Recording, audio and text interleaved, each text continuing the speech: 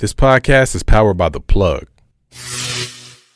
Ooh-wee.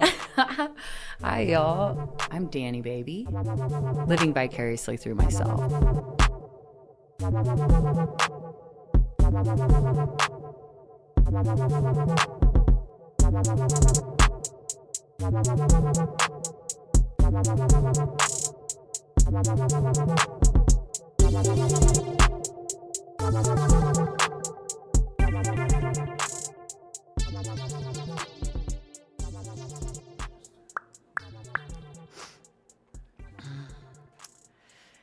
Hey, y'all. It has been a minute. A minute indeed. So let's go ahead and ask ourselves that question. How is your spirit? Sit with that for a second. Like, for real. How is your spirit? I just wanted to come on here today to let you know a little bit what's going on in my life, as well as encourage myself. I'm not here to encourage anyone. I'm just here to talk to myself because I be going through it. And so this is a great reminder for myself as an audio journal. So what I wanted to speak to is the spaces that we need to take so that we can indeed heal and grow and reflect, as well as recharge ourselves. And that's why this little stint of time from my last episode, recorded in February, is now existing almost 6 months later. I went through and I'm still going through a process of a relationship with myself, a relationship with my future self, also all the triggering points that have been in my path recently that have allowed me to look at what my past was and that I didn't want to do anything cyclical. I was so tired of repeating and doing things over and like that insanity of not really learning from it. And this time, we learned. We're learning every day. Okay. So, if you go to the movies and they're like, are you a student? Of course I am. I'm a student of the universe. So here we are. Get that discount. Yo, it's Julius, and I just made traveling easier with the motorized scooter suitcase. Let me say it again. Motorized scooter suitcase. Yeah, that's right. The luggage has got a built-in electric motor. So the suitcase, I can ride it and glide through the airport or the train station, through downtown, and it all fits in the overhead storage bin. No more crowded terminals trying to say, excuse me, y'all gonna see me gliding through there. I can hop in and off the light rail like it's no problem. I'm not struggling to carry these heavy ass bags of podcast equipment anymore. All you gotta do is just click the link in the episode description that says Smart Suitcase. Click Smart Suitcase and see what I'm talking about. I'm telling y'all, it's going to change the way, if you're traveling, this is going to change everything. Click the link. Let's go. Thank you for listening to this episode. If you or your company are looking to jump into the podcast world, now is the time. The Plug Agency is here to connect you to the full power of podcasting. You just record and leave the rest to us. The people are listening and want to hear from you. theplug-agency.com. That's theplug-agency.com. Click the link in the episode description for an exclusive offer. I wanted to also talk about what it's like to live as a minimalist. And it's not what you think. Living as a minimalist, meaning that you minimize yourself, your power, your ability, even your traumas, your story in general, just so that someone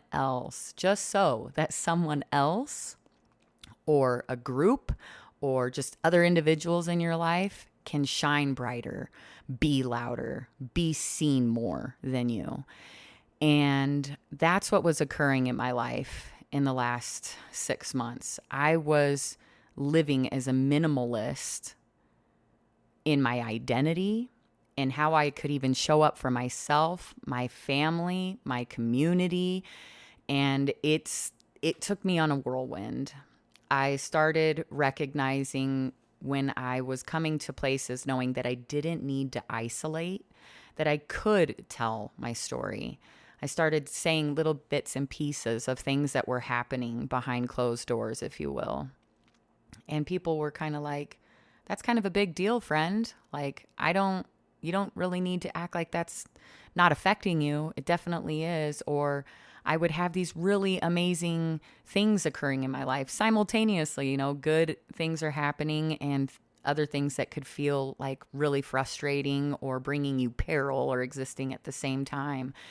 And I had some really beautiful successes occurring in my life. So I was really magnetizing that, you know, or I was really like maximizing the volume of like how proud I felt of myself.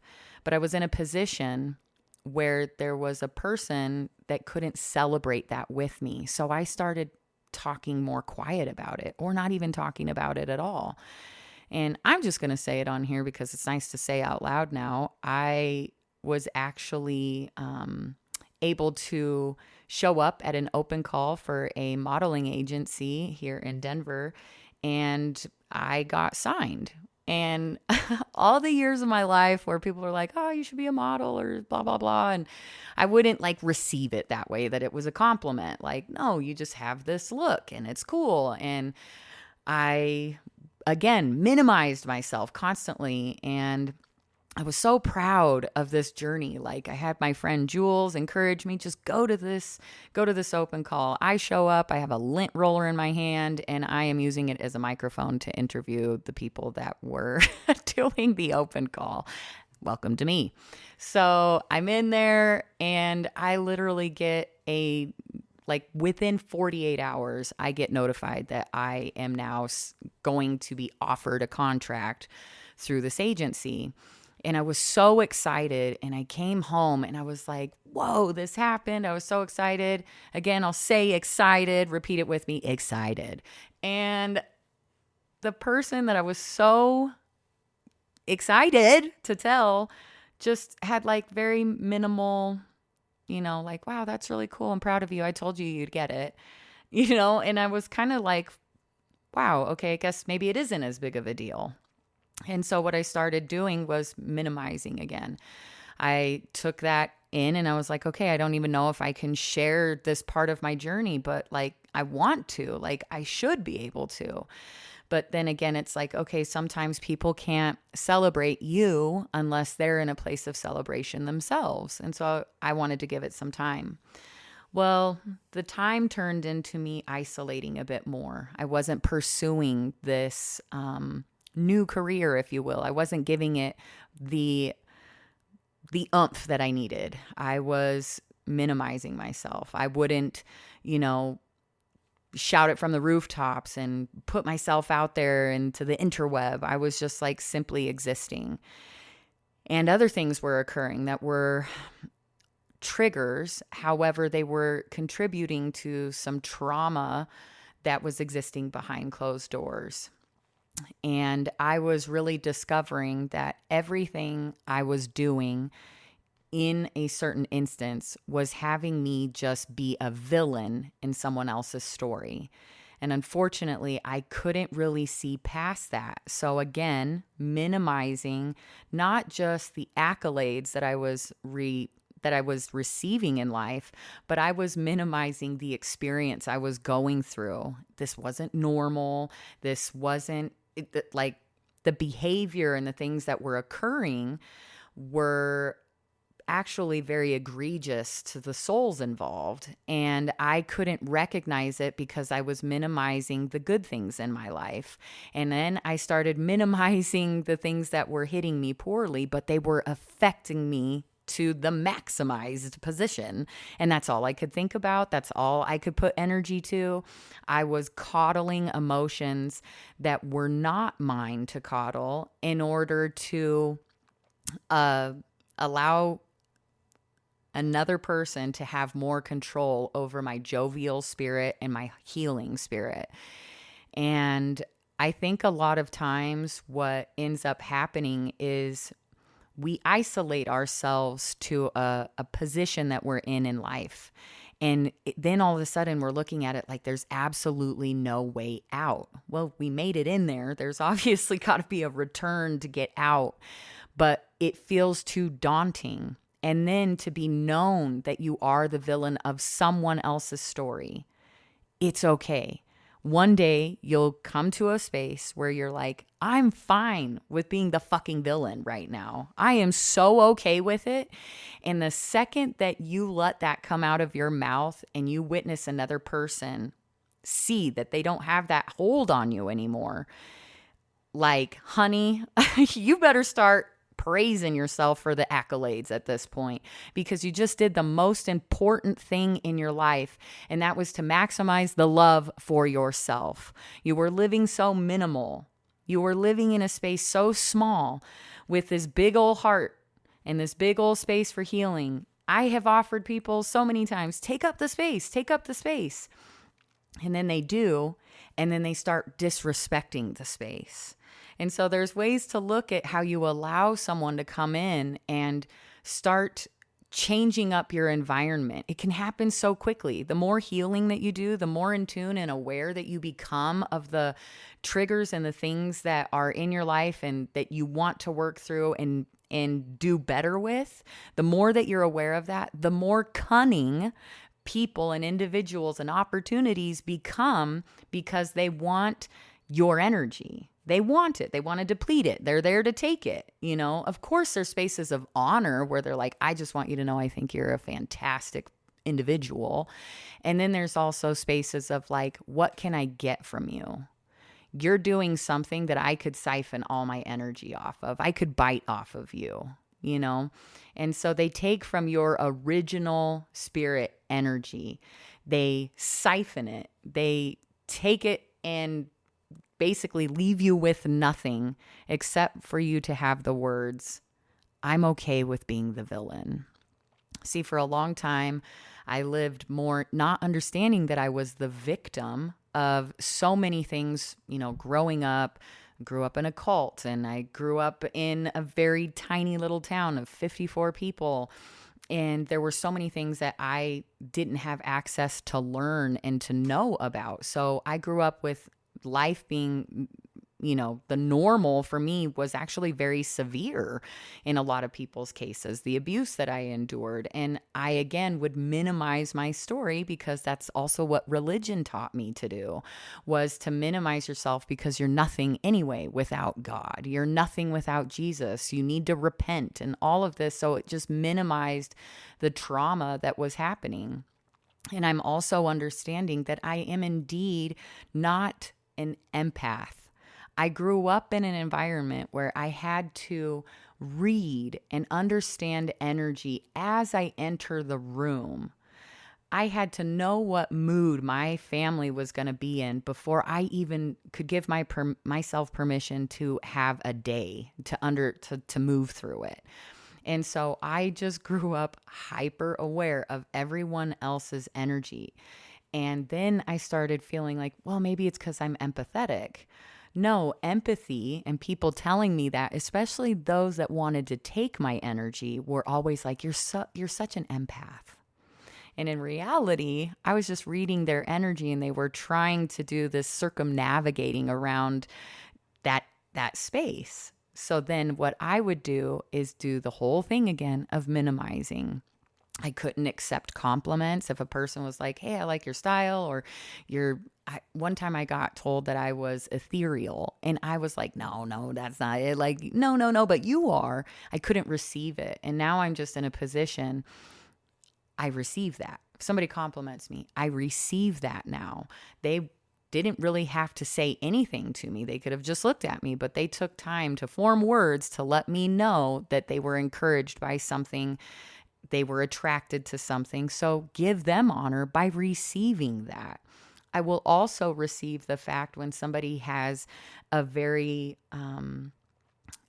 has an energy towards me where they feel that I have been the villain. I receive that. Let's talk about it. But there are certain instances when no matter what you do, you're just going to be the villain. Just you existing as you are, comfortably, confident, and in a jovial way, aware of the healing that you need to continue on, you're just going to piss a person off. So they are there are just going to be those spaces where they expect you to minimize yourself because they think you're arrogant. Oh, that's prideful. And, that usually for me came from like a religious standpoint. People would be like, oh, that's pride. That's pride. And I wonder about that because apparently God has a human emotion called jealousy, and then he just like kills everybody on the planet. So I don't know. I don't serve that. But anyway, I'm just saying we can sit here and we can decide today to receive. We can receive compliments. We can honor that space in ourselves for the light that we're showing. Don't minimize that. I think as a person that I do claim to have like a minimalistic material life. I have a lot of plants, that's about it, and a lot of clothes because that's my expression. However, I didn't recognize how much I was making myself a minimalist in my emotions or in the traumas. And so to go to the trauma portion of it, where whenever you're in a partnership, whether that's with friends, family, or the romantic relationship, whenever you're in something like that, we tend to gravitate more towards their characteristics, and we want to give in more, and we want to appease the group. That's kind of like how I've lived before. And they're there also to witness your magic. So I didn't recognize how much I would go into a room and I would almost mimic other behavior. I wanted to be a chameleon, if you will, because I was almost at times scared of and intimidated by my own power and my own existence in a room, because I had been told I was too much of something for so long that I just decided, let me just minimize this a bit. So I would go in and I wouldn't be my jovial self. And that was attributed to a lot of my trauma growing up, is just knowing that nobody listened.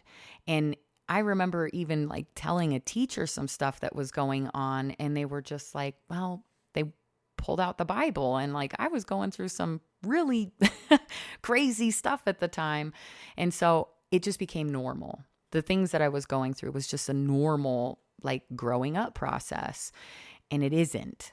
And I didn't have the representation that I am to myself right now. That's why I'm not saying I'm here to encourage anyone listening. I'm encouraging my younger version of self. I'm in a parallel that I'm looking at my young version of self that was going through it, had no explanation except God's ways are higher than our ways. And all I wanted was to be heard and seen.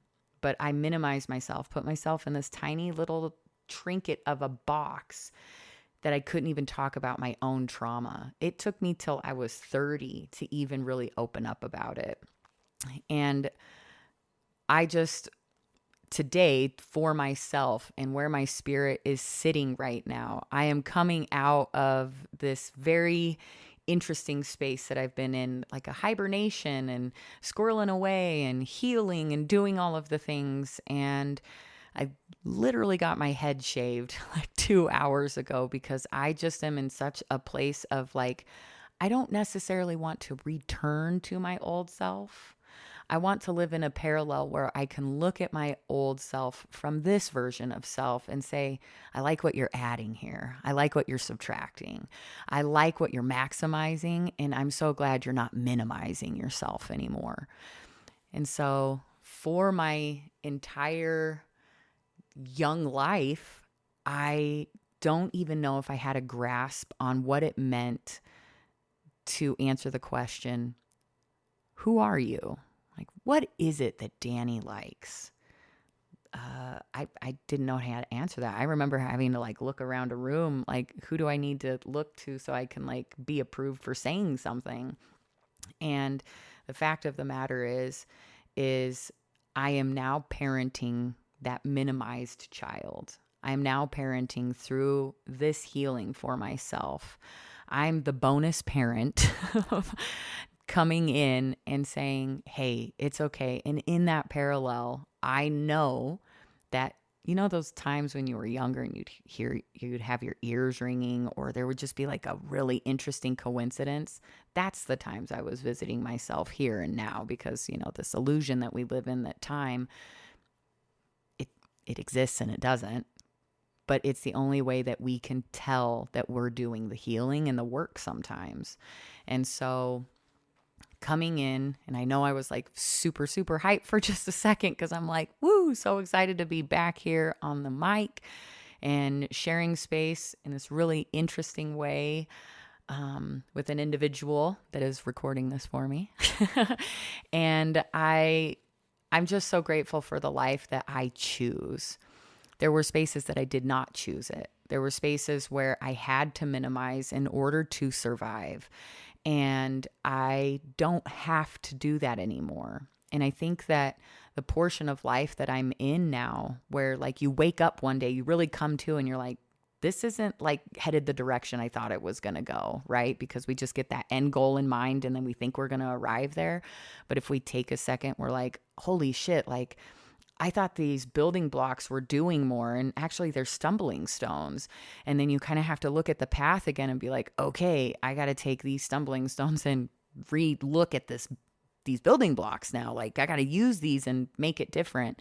And that's what I'm doing. I thought my life was headed in a totally different direction. And that could be like a 5-year plan, a 2-month plan. It could be like the next day. But I thought it was headed somewhere so very different. It was a whirlwind. And now I understand that lesson was so important for me. It was so important for me to understand that my community really is present and we want to heal together. We're not fetishizing all of this romantic love anymore that's just meant for, you know, 2 people, and we just focus on that. We're focusing on a community bond, a love and a healing together. We celebrate together. We're gonna heal together. And that's one thing that I chose a couple weeks ago. I was like, I need to get my community in the loop. I have to let you know what's going on, because I sat in so much shame as a minimalist. I sat in shame because I should be living a greater life. I'm going to be 39 this year, so I'm nearing that 40 mark. And the way that the patriarch has it set up and all of that, I should be in a totally different position on paper. But I tell you what, I've been doing the fucking work on my spirit, and that has taken me so much further. And I'm going to give myself credit for that, because I rarely do. I've done the damn work. I've sat with myself, no matter how uncomfortable it was. I've remained sober, or alcohol free. We'll just keep it at that. So I've been alcohol free for 4 years. The old version of myself, if they were going through what I'm going through right now, I would have a drink in my hand daily. But this version of myself is like, I still don't even desire it. I want to feel the growing pains. It's fucking painful. It's palpable, but it brings in a common thread with us all. And something that was really profound the other day, I was speaking with someone that I've met on TikTok, and they posted a story about something that had happened in their life, and they were giving honor to this position. And it just hit me the way they were telling this story. And their story was more rooted from a place where there was a lot of trauma. And the way that it was hitting me, I was like, oh my goodness. And I just reached out and I said, thank you for this story. And the way that this person articulated words back to me, being a stranger, and was like, suffering is connective, Dani, and I'm sorry that you are suffering.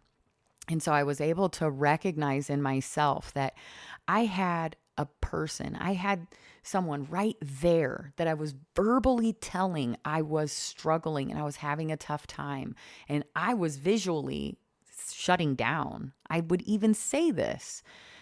And I had a person that doesn't know me really at all literally say, hey, I'm sorry you're suffering. I see you. I understand that you're going through this. I'm sorry that we're connected in a way that feels like suffering, but because of your vulnerability, it's allowing me to remain vulnerable and stop minimizing yourself. And it was so profound that from a perfect stranger, that's what I got. And so I didn't want to isolate and do that thing that I do. When we minimize, we isolate. We stick in a shame body about like, my life should be over here. And to be honest, last week, I had to call my siblings and I was like, I'm going through it. And I wasn't in a good place. My mental space, my spirit, everything it was hitting all at once. And my sister was like, you have two options, but it's going to get you one place. Either I come and get you or you can get yourself here. And I was able to go and sit with my family. They expected nothing of me. They just knew that all I needed was a different vibration in my life to know that there is love, that we created love. We healed so much in our family. I didn't get to talk to my siblings for 10 years at one point, and now we're here loving on each other.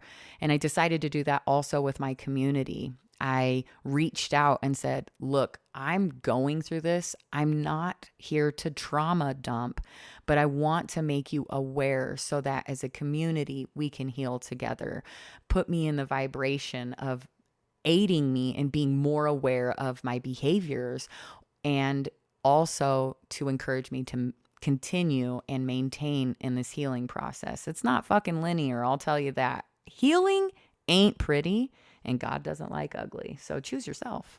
Anyway, I just wanted to come on here and encourage myself today because it's been a minute. I've really been missing interacting with these different pillars of my life, these different success points. And I'm going to just take a moment here to give some credit, some honor where it's due. I am sitting at Jilted Media Studios here with my friend Dom. And what an incredibly earnest heart. I can't express that enough. When you meet this human, you'll just know, wow, that is one earnest person. And we met because I am renovating a really big home, and him and his pops came in to help me do some plumbing. And now we're sitting in his studio. So this is community, y'all.